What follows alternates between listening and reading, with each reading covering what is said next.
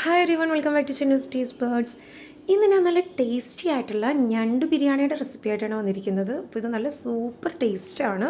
അപ്പോൾ ഒരിക്കലെങ്കിലും നിങ്ങൾ ഇതേപോലെ ഒന്ന് ട്രൈ ചെയ്ത് നോക്കണം. അപ്പോൾ എങ്ങനെയാണ് ഞണ്ട് ബിരിയാണി തയ്യാറാക്കുന്നതെന്ന് നോക്കാം. അതിനുവേണ്ടി ഒരു പാൻ നന്നായിട്ട് ചൂടായതിന് ശേഷം അതിലേക്ക് അരക്കപ്പ് ഓയിൽ ഒഴിച്ചു കൊടുക്കാം.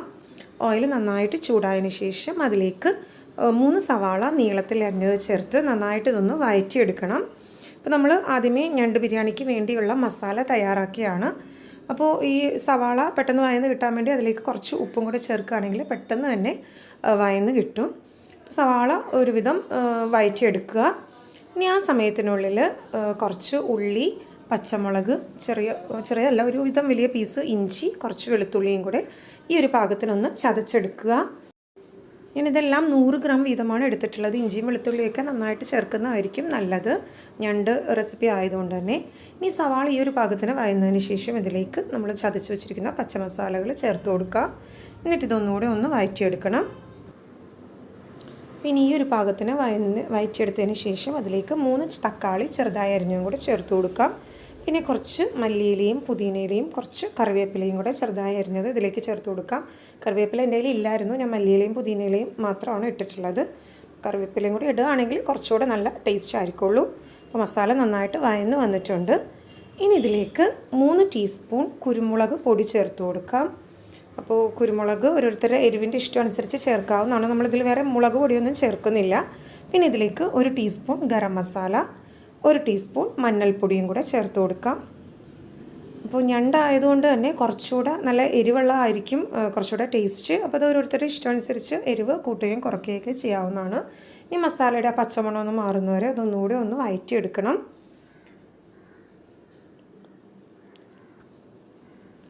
മസാല നന്നായിട്ട് വഴന്ന് വന്നിട്ടുണ്ട്. ഇനി ഇതിലേക്ക് നമുക്ക് ഞണ്ട് കഴുകി വൃത്തിയാക്കി വെച്ചിട്ടുള്ള ഞണ്ട് ഇതിലേക്ക് ചേർത്ത് കൊടുക്കാം.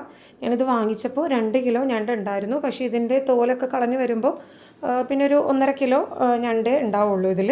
അപ്പോൾ 1.5 കിലോ ഞണ്ട് ഇതിലേക്ക് ചേർത്ത് കൊടുക്കുന്നുണ്ട്. അപ്പോൾ ഇത് ഞണ്ട് ബിരിയാണി ഞാൻ വെറുതെ പറഞ്ഞതല്ല, നല്ല ഒരു വെറൈറ്റി ടേസ്റ്റാണ് ഈ ബിരിയാണിക്ക്.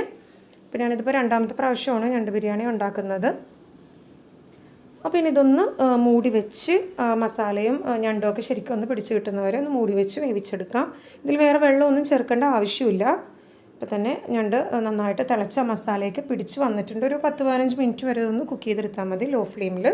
എന്നിട്ട് ഇതിനെ മാറ്റി വെക്കാം. ഇനി ഒരു കടായി ഒന്ന് അടുപ്പിൽ വെച്ച് ചൂടായതിന് ശേഷം അതിലേക്ക് 4 കപ്പ് വെള്ളം ഒഴിച്ചു കൊടുക്കാം. 4 കപ്പ് എന്ന് ഞാൻ പറഞ്ഞിരിക്കുന്നത്, നമ്മൾ ഒരു പാത്രം അരിയാണ് എടുക്കുന്നതെങ്കിൽ അതിന് 4 പാത്രം വെള്ളം വേണം ഒഴിച്ചു കൊടുക്കാനായിട്ട്. അതായത് ഞാനിവിടെ 1 കിലോ അരിയാണ് ബിരിയാണിക്ക് എടുക്കുന്നത്. അപ്പോൾ ആ 1 കിലോ അരി ഒരു പാത്രത്തിലേക്ക് അളന്നെടുത്തതിന് ശേഷം ആ പാത്രത്തിൻ്റെ അളവിൽ 4 പാത്രം വെള്ളം വേണം നമ്മളിവിടെ റൈസ് വേവിക്കാൻ വേണ്ടി എടുക്കാനായിട്ട്. അപ്പോൾ ഇത് നമ്മൾ വേവിച്ച് അരി ഊറ്റി മാറ്റുകയാണ് ചെയ്യുന്നത്. ഇനി ഇതിലേക്ക് 2 ടേബിൾ സ്പൂൺ ഉപ്പ് ചേർത്ത് കൊടുക്കാം. പിന്നെ കുറച്ച് ഹോൾ സ്പൈസസും 2 ബേ ലീവ്സും കൂടെ ഇതിലേക്ക് ചേർത്ത് കൊടുക്കാം. കുറച്ച് പട്ട, ഗ്രാമ്പു, 2 ഏലക്ക, അങ്ങനെ കുറച്ച് സ്പൈസസും കൂടെ ഇതിലേക്ക് ചേർത്ത് കൊടുക്കുന്നുണ്ട്. അപ്പോൾ ഇതൊന്ന് മൂടി വെച്ച് തിളക്കുന്നവരെ ഒന്ന് വെയിറ്റ് ചെയ്യാം. ഇത് തിളച്ച് വരുന്നുണ്ട്. ഇനി ഇതിലേക്ക് 1 കിലോ ബാസ്മതി റൈസ്, നല്ല നീളൻ ബിരിയാണി അരി ഇതിലേക്ക് കഴുകി വൃത്തിയാക്കി വെച്ചതിന് ശേഷം വെള്ളം മാറ്റിയിട്ട് ഇതിലേക്ക് ഇട്ട് കൊടുക്കാം. അപ്പോൾ നീളനരി എടുക്കുകയാണെങ്കിൽ കുറച്ചുകൂടെ നല്ലതായിരിക്കുള്ളൂ. പിന്നെ ഇതൊന്ന് മിക്സ് ചെയ്ത് കൊടുക്കുക. പിന്നെ ഇതിലേക്ക് കുറച്ച് ഓയിലും കൂടെ ചേർത്ത് കൊടുക്കാം. ഒരു 1/2 കപ്പ് ഓയിൽ ചേർത്ത് കൊടുക്കാം, അല്ലെങ്കിൽ വനസ്പതി ചേർത്ത് കൊടുക്കാം. ഞാനിവിടെ വനസ്പതിയാണ് എടുത്തിട്ടുള്ളത്. അപ്പോൾ ഒരു ഏകദേശം ഒരു 1/2 കപ്പോളം വനസ്പതിയും കൂടെ ഇതിലേക്ക് ചേർത്ത് കൊടുക്കാം. അപ്പോൾ ഈ വെള്ളം നമ്മൾ പുഴുങ്ങി ഊറ്റിയെടുക്കാനുള്ളതാണ്. കാര്യം അരി ഹാഫ് ബോയിൽഡ് ആക്കി എടുക്കാനുള്ളതാണ്. അപ്പോൾ അതുകൊണ്ടാണ് ഇത്ര അധികം വെള്ളം ഇതിലേക്ക് ചേർത്തിട്ടുള്ളത്. പിന്നെ ഉപ്പ് നോക്കിയിട്ട് ആവശ്യമെങ്കിൽ കുറച്ചുകൂടെ ഉപ്പ് ചേർത്ത് കൊടുക്കാം. ഇതൊന്ന് മൂടി വെച്ച് അരി ഒന്ന് ഹാഫ് ബോയിൽഡ് ആവുന്ന വരെ ഒന്ന് കുക്ക് ചെയ്തെടുക്കണം. അപ്പോൾ നന്നായിട്ട് തിളച്ച് വന്നിട്ടുണ്ട്. അപ്പോൾ ഇതൊരു അധികം സമയമൊന്നും എടുക്കില്ല, ഒരു 10 മിനിറ്റിനുള്ളിൽ തന്നെ ബോയിലായി കിട്ടുകയാണ്. കണ്ട ഈ ഒരു പാകത്തിന് അരി വേവിച്ചെടുക്കണം. ഒരുപാട് വെന്ത് ഉടഞ്ഞു പോകരുത്, അപ്പോൾ നമ്മുടെ ബിരിയാണി ആകെ കുഴഞ്ഞിരിക്കും. അപ്പോൾ അതുകൊണ്ട് ഇതേപോലൊരു ഹാഫ് ബോയിൽഡ് എന്ന പാകത്തിന് ഇതിനി ഈ അരി വെള്ളത്തിൽ നിന്ന് അരിച്ചു മാറ്റിയെടുക്കാം. അപ്പോൾ നമ്മൾ വെള്ളം ഞാൻ നേരത്തെ പറഞ്ഞു ഇങ്ങനെ വെള്ളം നമ്മൾ കൂടുതൽ എടുക്കുന്നതെന്ന് വെച്ചാൽ അരി വല്ല പശയൊക്കെ ഉള്ള ചില അരികൾ ഇങ്ങനെ ഒട്ടിപ്പിടിച്ച പോലെയൊക്കെ ഇരിക്കും വേവിച്ചൊക്കെ കഴിയുമ്പോൾ. അപ്പോൾ അങ്ങനെയൊന്നും ഇല്ലാതിരിക്കാൻ വേണ്ടിയാണ് ഇങ്ങനെ അധികം വെള്ളം ഒഴിച്ച് ഈ അരി വേവിച്ചെടുക്കുന്നത്. അപ്പോൾ നമുക്ക് നല്ല കറക്റ്റ് പാകത്തിന് കിട്ടും.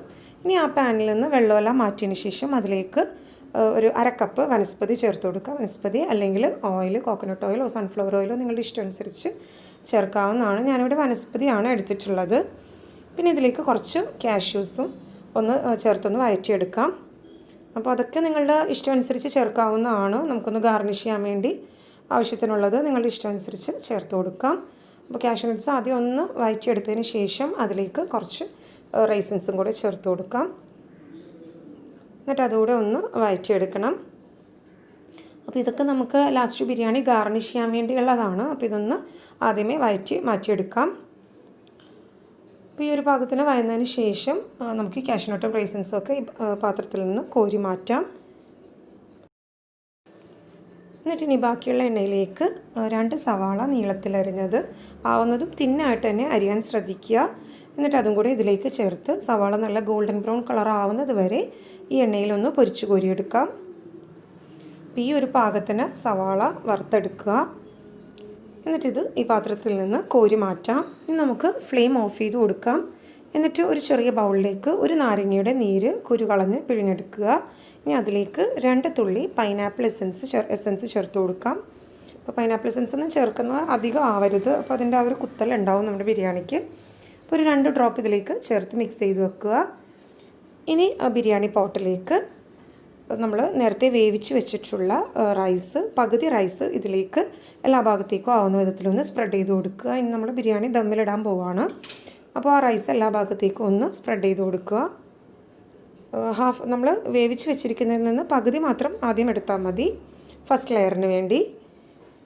ഇനി ഇതിന് മുകളിലേക്ക് കുറച്ച് നെയ്യ് ചേർത്ത് കൊടുക്കാം.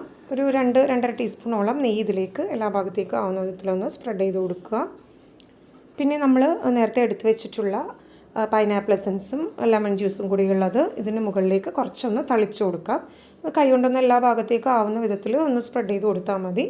പിന്നെ കുറച്ച് മല്ലിയിലയും പുതിനയിലയും കൂടെ ചെറുതായി അരിഞ്ഞത് ചേർത്ത് കൊടുക്കുക. പിന്നെ നമ്മൾ നേരത്തെ ഫ്രൈ ചെയ്ത് വെച്ചിട്ടുള്ള സവാളയും കാഷ്യൂ നട്ടും റൈസിൻസും കൂടെ ഇതിന് മുകളിലേക്ക് ഇട്ട് കൊടുക്കുക. അപ്പോൾ അതൊക്കെ നമ്മൾ സാധാരണ ബിരിയാണി ചെയ്യുന്ന ആ ഒരു ടൈപ്പ് തന്നെയാണ്. എല്ലാം ഇതിന് മുകളിലേക്ക് സ്പ്രെഡ് ചെയ്തിട്ട് കൊടുക്കുക. എന്നിട്ട് നമ്മൾ തയ്യാറാക്കി വെച്ചിട്ടുള്ള ഞണ്ടിൻ്റെ മസാലയും കൂടെ മുഴുവനായിട്ട് ഇതിലേക്ക് ഇട്ട് കൊടുക്കാം. എന്നിട്ടത് കറക്റ്റായിട്ട് ആ പാത്രത്തിന് ചുറ്റും എല്ലാ ഭാഗത്തേക്കും സ്പ്രെഡാക്കി കൊടുക്കുക. എന്നിട്ട് വീണ്ടും ഇതിന് മുകളിലേക്ക് നമ്മൾ വേവിച്ച് വെച്ചിട്ടുള്ള റൈസ് ബാക്കിയുള്ളത് ഇതിന് മുകളിലേക്ക് ഇട്ട് കൊടുക്കാം.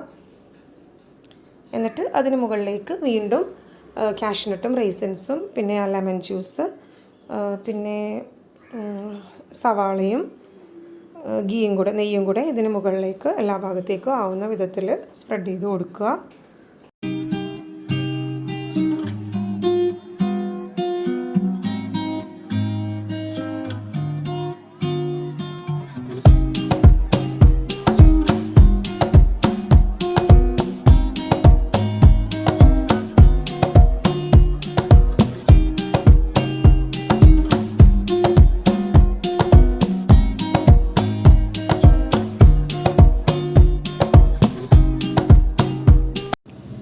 ഇതിനൊന്ന് മൂടി വെച്ച് ഒരു 15 മിനിറ്റ് വരെ ലോ ഫ്ലെയിമിൽ ഒന്ന് കുക്ക് ചെയ്തെടുക്കണം. അപ്പോൾ ഡയറക്റ്റായിട്ട് ഫ്ലെയിമിൽ വെക്കരുത്. ഇതേപോലെ ഒരു ദോശത്തവ വെച്ചൊന്ന് ചൂടായതിന് ശേഷം അതിന് മുകളിലേക്ക് വെച്ച് കൊടുക്കുക. അപ്പോഴേ ആ ചൂട് എല്ലാ ഭാഗത്തേക്കും ഈ ബിരിയാണി പോട്ടിൻ്റെ എല്ലാ ഭാഗത്തേക്കും ആ ചൂട് കറക്റ്റായിട്ട് എത്തിക്കിട്ടുള്ളൂ. അപ്പോൾ ഇങ്ങനെ ഒരു 15 മിനിറ്റ് ലോ ഫ്ലെയിമിൽ കുക്ക് ചെയ്തെടുക്കുക. ഇപ്പോൾ 15 മിനിറ്റ് കഴിഞ്ഞിട്ടുണ്ട്. നമ്മുടെ ഞണ്ട് ബിരിയാണി റെഡി ആയിട്ടുണ്ട്. അപ്പോൾ നല്ല ടേസ്റ്റി ആയിട്ടുള്ള നല്ല സ്പൈസി ആയിട്ടുള്ള ഞണ്ട് ബിരിയാണിയാണ്. നല്ലൊരു വെറൈറ്റി ടേസ്റ്റുമാണ് ഇതിന്. അപ്പോൾ എല്ലാവരും ഒന്ന് ട്രൈ ചെയ്ത് നോക്കുക. ചൂടോടുകൂടി തന്നെ സെർവ് ചെയ്യാവുന്നതാണ്. അപ്പോൾ എല്ലാവരും ട്രൈ ചെയ്ത് നോക്കിയിട്ട് നിങ്ങളുടെ ഫീഡ്ബാക്ക് എനിക്ക് താഴെ കമൻറ്റ് ബോക്സിൽ ഷെയർ ചെയ്യാവുന്നതാണ്. അപ്പോൾ റെസിപ്പി ട്രൈ ചെയ്തിട്ട് ഇഷ്ടമായെങ്കിൽ ലൈക്ക് ചെയ്യുക, ഷെയർ ചെയ്യുക. കൂടുതൽ വീഡിയോസിന് വേണ്ടി ചാനൽ സബ്സ്ക്രൈബ് ചെയ്യുക. Thanks for watching my channel.